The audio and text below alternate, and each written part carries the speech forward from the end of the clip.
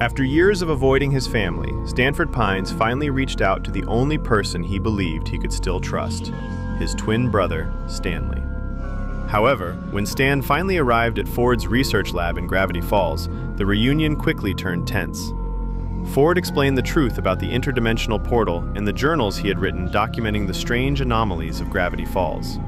He warned Stan that the portal must never be activated again, explaining that it could bring about catastrophic consequences.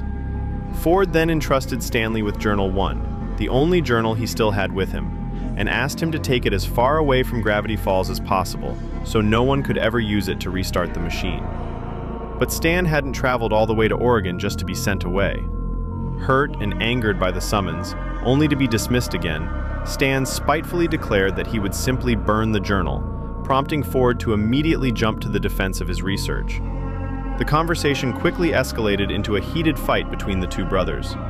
During the struggle, Stanley accidentally knocked Ford into the range of the activated portal. As the machine began pulling him toward the dimensional rift, Ford realized what was happening.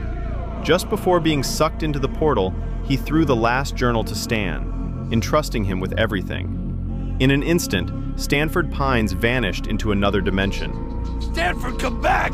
I didn't mean it! I just got it back! I can't lose him again! Come on! Stanford! Panicked, Stan desperately tried to reactivate the portal to bring his brother back, but he had no idea how to operate it properly, ultimately failing to restart it. Eventually, he ran out of food and was forced to head into town. When Stan entered a local store, the townspeople immediately mistook him for his brother, Stanford Pines, the mysterious scientist who lived in the woods. With no money and no better option, Stan decided to go along with the misunderstanding and began pretending to be Ford. The townspeople, curious about the strange scientist and his experiments, were willing to pay money just to see the oddities around his home. And with that, the Mystery Shack was born. Years passed and life slowly continued. In 1999, twins Dipper and Mabel Pines were born, the grandchildren of Shermy Pines, the younger brother of Ford and Stan.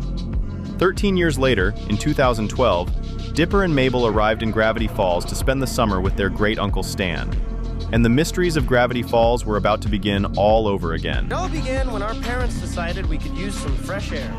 They shipped us up north to a sleepy town called Gravity Falls, Oregon to stay at our great-uncle's place in the woods. My sister tended to look on the bright side of things. Yay! Grass! But I was having a hard time getting used to our new surroundings. And then there was our great-uncle Stan. That guy.